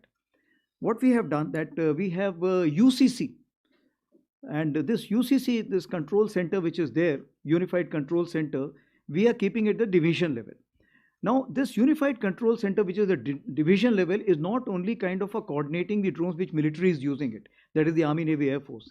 It is also looking at which is being used by the CAPF. Is it also looking at the drones which is being used by the drone Didis? It is also looking at the drones which is being flown for the agriculture purposes and also for reconnaissance or even for the medical or even, let's say, Amazon and others which are flying the drones. So during the conventional operations or during the heightened gray zone, this UCC will come into play. But this UCC is not independent. That is working out with the core headquarter, and core headquarter JATC is integrated with the Air Force ISCCS through Akashti. So everything is integrated, and that's why UCC is working based on a format called as Saksham. And as we go higher, there are already various AI tools which are there. So all these are at a nascent stage for the time being. As they mature, we will see which is the software which is best suited for us, which has got more integrity in terms of being produced in-house, which is scalable. So based on this, those softwares will be utilized, and artificial intelligence from generative will become agentic at later stage. With this, we come to the end of the question and answer No, there's session. a turning point. I think who was this turning point? Yeah. आपने पूछा कि op सिंदूर में turning point क्या था? मेरे हिसाब से turning point जो था, दो स्टेज पे देखना चाहिए आपको. सबसे पहले टर्निंग पॉइंट तो ये था जो 22 मिनट की हमारी जो हमने टेरर टारगेट्स पे जो स्ट्राइक की थी, उस 22 मिनट से सबसे पहले तो क्या हुआ था कि जो उनका डिसीजन मेकिंग साइकिल था अपोजिट साइड का, वो बिल्कुल हिल गया था. एंड उन्हें वक्त लगा समझने में, एंड चूंकि वक्त लगा तो जिसके हाथ में जो आया, किसने पत्थर फेंकना शुरू कर दिया, किसी ने ड्रोन, किसी ने मिसाइल, तो अफरा तफरी ऐसी मची हुई थी उस तरफ कि उनको समझ में नहीं आया क्या कार्रवाई हो रही है. और ये जो मिस मैनेजमेंट उस तरफ से हुआ था, उसको हमने कैलिब्रेटेड रिस्पॉन्स दिया, ताकि हम लड़ाई को आगे नहीं बढ़ाना चाहते थे, क्योंकि हमारा जो पॉलिटिको मिलिट्री एम था वो हमने पा लिया था. दूसरा जो टर्निंग पॉइंट था, जो मैं शायद यहाँ पे खुले में ना बता पाऊँ, बट 10 तारीख को सवेरे कुछ ऐसे निर्देश तीनों सेनाओं को दे दिए गए थे कि अगर ये लड़ाई आगे बढ़ती तो इसमें क्या होना था, वो जिसको समझ में आना था उसकी समझ में आ चुका था. तो चूंकि उसके समझ में आ चुका था, इसीलिए फिर जैसे कि 9:30 के आसपास हमारे DGM उस टाइम गई साहब थे, वो यहाँ बैठे हुए हैं, और उस चीज़ को मद्देनजर रखते हुए, उस चीज़ को समझते हुए, क्यों उनके पास सैटेलाइट से एक पूरी खबर थी कि कौन सा शिप, कौन सा स्ट्राइक कोर या पिवट कोर या कौन सा एयरक्राफ्ट कहाँ मूव कर रहा है. इस सारी खबर को जब उन्होंने, जिसको हम बोलते हैं कनेक्टिंग द डॉट्स, जब उन्होंने डॉट्स कनेक्ट किए तो उन्होंने बोला अभी समय आ गया है, इस लड़ाई को यहाँ पे रोकना उचित होगा, उनके लिए फायदेमंद होगा. Thank you. So we shall finish the question and answer session here, sir. Thank you, gentlemen, ladies and gentlemen, for the support and cooperation. Those who have not been able to ask questions, I'm sure many of you would want to ask. The Chief of Army Staff will be there with you post this session as we go down to the reception area for lunch. Please join us for lunch there. You can speak to the Chief there and clear your questions there. Can I overrule you? Yes, sir. Can I overrule you? Yes, sir. The Chief can overrule. Thank you for overruling. 108 here and 160 here. Thank you, sir. Women empowerment. Thank you very much. So the lady gets the last word, huh? So, all right, ma'am, can you just hold? So we'll start with, start with the veteran, 154. 154. Then the two ladies can have the last word. Sir, I'm Lieutenant Colonel Umang Kohli. Served under your command also when you were the Northern Army Commander, sir, in the IW. I work for India Strategic. I'm the executive editor. Sir, my question to you is, we are seeing that the rocket forces, Russia has decided to raise a rocket force just like China. And there is a lot of buzz about the rocket force being raised. Do we think that now is the time that we should have a separate rocket force as well? And secondly, sir, we've been having the GDP, it's connected, sir. Okay, GDP is 1.9%, defense budget is 1.9% of the GDP. What would be your wish list what figure would you put if you had to, sir? Thank you so much. Yes, please, ma'am. So this is Sangeeta Saxena, editor, Aviation and Defense Universal. Sir, just one question. We had talked so much about transformation and reform. So when will we be able to tell our granddaughters, my granddaughter, that yes, you will be join the army, beta, you will command 1 paras, 9 paras, 7 paras. So when do we get women into the infantry, sir?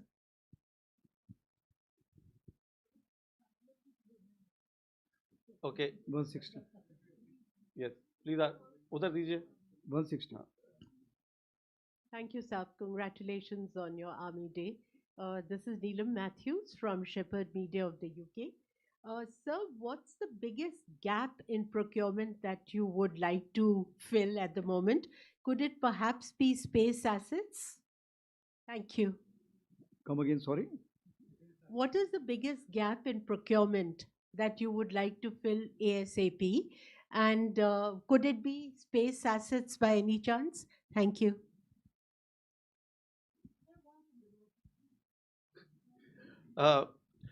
This way we'll not be able to end today, but knowing the chief, this is the last one. I'll request both of you to please hold on. Okay, I think there are 3. I'll request both of you to, otherwise we'll never end. So what we'll do, these 3, I'll have a lunch with them. Okay? All right, sir. Okay. The 3 of you And I'll can keep answering sit all with the questions. chief for the lunch and ask your questions. Okay. So I'll take on as far as the first question, 160, what you've asked is, Ms. Matthew, the gap which is there, and could it be space assets also? So as far as the gaps are concerned, what is the maximum gap if you're looking at the technology imbibement in whatever equipment we have and networking of all this equipment what we have. That's why if your backbone and architecture is not there, every equipment which is working in isolation. It is not giving me the mass effect. It is massing itself but not giving the mass effect. Therefore, it is important for me to network everything and introduce artificial intelligence at the earliest by providing the data connectivity and making sure this data is central as well as it has redundancy by virtue of Edge Data Center, which we have now inaugurated at the core level, which Raksha Mantri ji inaugurated in October. So my priority is artificial intelligence and data centricity. And for that, it is something which I will be able to get from the acquisition, something for the manpower upgradation, and thirdly, the expertise which is lying in the civil domain as of now. Because AI, networking and data centricity is a dual use thing. So I must accept what is best in the civil market, take it, absorb it, and introduce it. This is what is the main thing. As far as space is concerned, yes, the gaps are there. And that's why we are looking at the commercial satellites also. And as you are aware, that very, very good private players have come to the fore today and they're offering their services.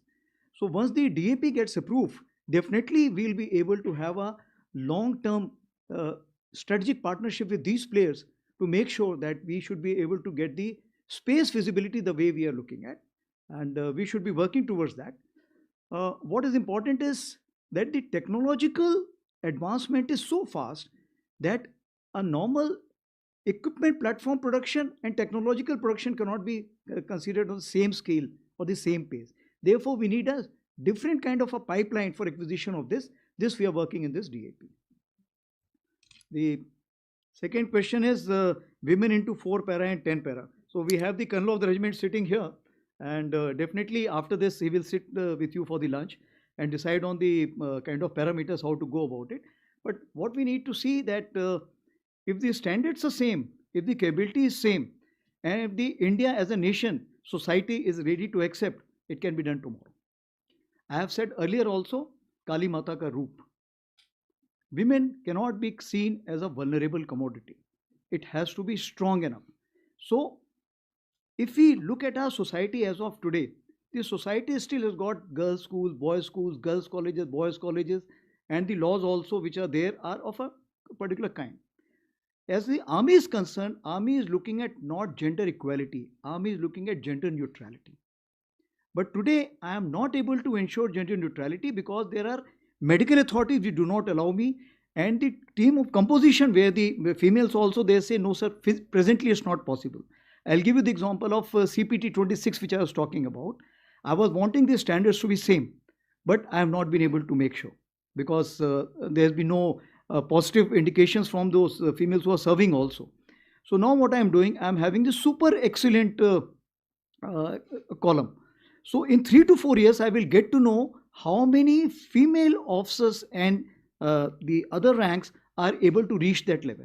If they're able to reach that level, definitely we will open up firstly the supporting arms which are not open, and then the arms, and then of course the special forces. So it's a social change, it's a sequential change, it is a welcome change, but it is gender neutral. Now the third question was rocket force and GDP. So as far as the rocket force is concerned, you had asked. As far as the rocket force concerned, yes, like I said, it is a requirement. Rather, I'll call it rocket cum missile force because you have to mix of both. Now, what you have said, this rocket force is required at the level of what? Is it required to be at the army level, or it's required directly at the level of MOD or at the CDS level? This is the question which we need to decide. I'll give you the example. As of today, for example, let's say we are raising under artillery. Tomorrow, as the requirement increases and we carry out the accretion, if you see how we went about the Army Air Defense, initially it was under artillery, carried out the complete training and development under artillery. After that, when it became unmanageable under the artillery, it went as a different line directive. Similarly, as far as the rocket force is concerned, initially it will be under the let's say artillery. As and when it increases, based on the size, scope and the command control, this will see a different avatar. So it's too early to say that how these timelines will come up, because the acquisition pattern will tell us how strong this force will be in what time frame. And then we will take a decision on that. All three answered? Yes, all three. The GDP question, the chief has already answered earlier. He's already cleared that how there is no change that we need. Ladies and gentlemen, thank you so much for your support and cooperation. May I request you to remain seated while the Chief of Army Staff and the senior officers leave the hall. Thereafter, may I request you all to join us for lunch at the lower reception hall. Thank you. And thank you, everyone. Thank you very much. Good luck. Jai Hind. Looking forward to host you for lunch.